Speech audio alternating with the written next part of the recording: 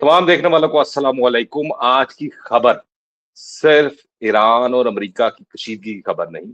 आज सवाल ये है, क्या ईरान ने एक तरफ आबनाए हुर्मस को मुज़ाकरात की मेज पर रखा और दूसरी तरफ अपनी फौजी क़यादत को एक बड़े मुमकिना तसादुम के लिए दोबारा तरतीब दे दिया है?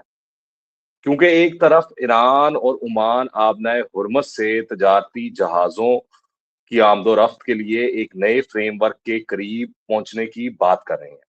दूसरी तरफ अमेरिका कह रहा है कि कोई भी मुआहदा इस वक्त तक काबिल कबूल नहीं होगा जब तक आलमी बहरी जहाजों को बगैर रुकावट, बगैर ईरानी इजाजत और बगैर किसी टोल या फीस के गुजरने की जमानत ना दी जाए। और इसी दौरान रिपोर्ट्स के मुताबिक आबने हुर्मस में बहरी ट्रैफिक इंतहाई खतरनाक हद तक कम हो चुकी है। सिर्फ 6 जहाज। जी हाँ, अगर ये अदाद-ओ-शुमार दुरुस्त हैं, दुनिया की अहम तरीन तवानाई गुज़रगाहों में से एक पर सूरत-हाल मामूल से कहीं ज़्यादा जो है वो संगीन हो चुकी है। और यहाँ से कहानी मज़ीद खतरनाक हो जाती है, क्योंकि तेल की कीमतों में अचानक तकरीबन 5% इज़ाफ़ा जो है वो रिपोर्ट किया जा रहा है। सवाल ये है, अगर आबनाए हुर्मस मुकम्मल तौर पर बहाल ना हुई, तो अगला धमाका मिसाइलों का होगा या आलमी मईशत का? सबसे बड़ा सवाल, ईरान ने फौजी क़यादत क्यों तब्दील की? ईरान के सुप्रीम लीडर मुश्तबा खामनेई की जानिब से 6 अहम फौजी कमांडरों की तैनाती की इतलात जो हैं वो सामने आई। ये तैनातियां ईरानी जनरल स्टाफ, पासदारान इनकलाब और बसीज के अहम ढांचों में की गई हैं। अब जरा सूरत हाल को समझने की कोशिश करें।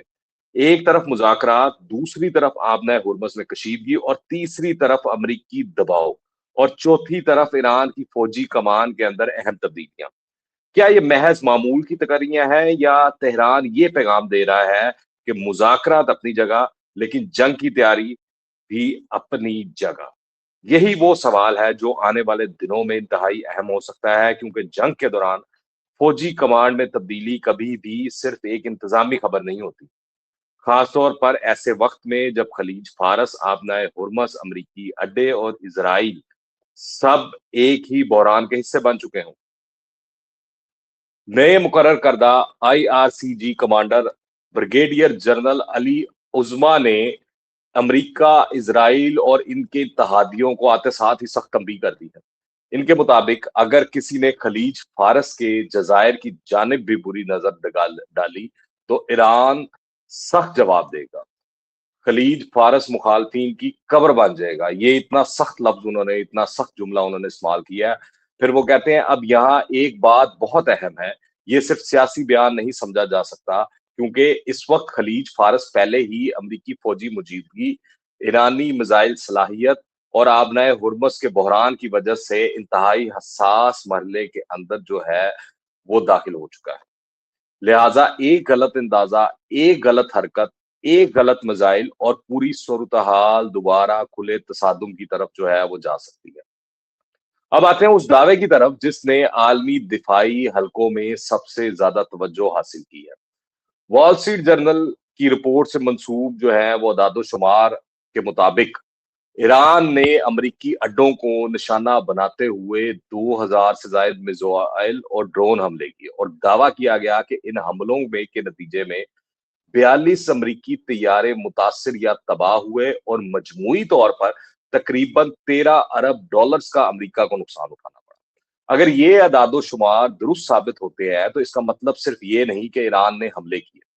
इसका मतलब ये होगा कि ईरान ने अमरीकी दिफाई निज़ाम के सामने एक ऐसी मुज़म्मत दिखाई, जिसने वाशिंगटन के फौजी हिसाब-किताब को जो है वो पचीदा कर दिया है। उनके जो कहानियाँ हैं, वो सारी जो फ़िल्में हैं, वो सारी खत्म हो गई हैं। अब ईरानी पासदारान इनकलाब की जानिब से एक और बड़ा दावा सामने आया है, जिसको बारे में ब्रिगेडियर जनरल हुसैन के मुताबिक ईरानी मिसाइलों में एक नई सलाहियत पैदा हो गई है, जिसके ज़रिए वो दौरान परवाज़ अपना रास्ता तब्दील कर सकते हैं, दुश्मन के फ़ज़ाई निज़ाम, दिफाई निज़ाम से बच सकते हैं। ये बिल्कुल उसी तरह है कि आप जहाज़ की तरह जा रहे हैं, जहाज़ में पायलट जा रहा है और अगर उसको सामने से कोई हमलावर या कोई मिसाइल नज़र आता है, तो वो अपना रास्ता बदल सकता है। तो ये वो कह रहे हैं जनरल साहब, ईरानी जनरल के ये मिसाइल भी बिल्कुल उसी तरह जिस तरह पायलट किसी चीज़ को देखकर या जहाज़ के अंदर जो भी बंदा बैठा ऑपरेट कर रहा हो, उसको देखकर उसकी डायरेक्शन बदल सकता है। मिसाइल भी खतरा भांप कर फिजाई दिफाई निजाम देखकर उसको चकमा देकर निकल सकते हैं। और ये टेक्नोलॉजी अमली तौर पर इतनी मौसर है जितना दावा किया जा रहा है, तो मेरे ख्याल से ये मिसाइल दिफा के लिए एक बहुत बड़ा चैलेंज बन हो सकती है, क्योंकि जदीद जंग में सवाल सिर्फ ये नहीं होता कि मिसाइल कितनी दूर तक मार कर सकता है। सवाल असल जो है वो ये है कि क्या दुश्मन इसे रास्ते में से रोक सकता है? और अगर मिसाइल अपनी ट्रेजेक्टरी जो है वो ऐसे यूं करके जब वो जाता है ऐसे यूं जाके अपने टारगेट पे लगने लगता है, उस ट्रेजेक्टरी को तब्दील कर सकेगा। अगर वो दिफाई निजाम को कंफ्यूज कर सके, अगर आखिरी मरले में सिर्फ तब्दील कर सके, तो इंटरसेप्शन जो है वो बहुत मुश्किल हो सकती है।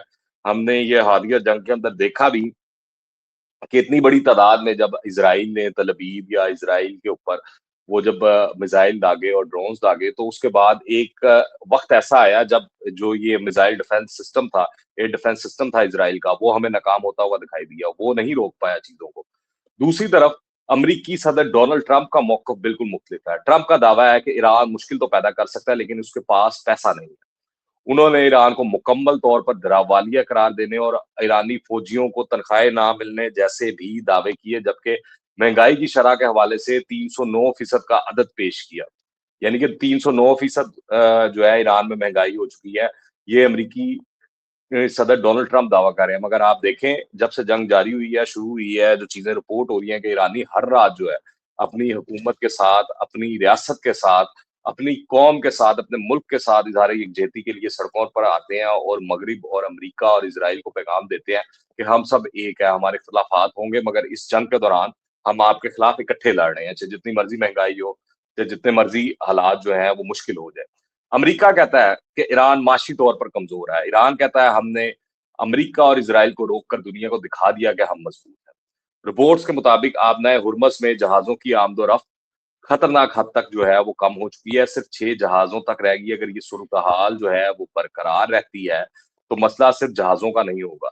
इंश्योरेंस महँगी होगी, शिपिंग महँगी होगी, तरसील के अंदर ताख़ीर होगी और बालाखिर इसका असर दुनिया भर में तवानाई की कीमतों में पड़ सकता है। इसलिए तेल की कीमतों में तकरीबन 5% इजाफे की खबर ने आलमी मार्केट को चौंका दिया है। ईरानी वजीर खारजा अब्बास अरागची का कहना है कि किसी को तवक्को नहीं थी कि ईरान इस तरह अमेरिका के सामने मुजम्मत कर सकेगा। इनके मुताबिक ईरान ने अमेरिका और इसराइल के साथ जंग में दुनिया को दिखा दिया कि ईरान एक मजबूत और नाकाबिले शिकस्त ताकत है।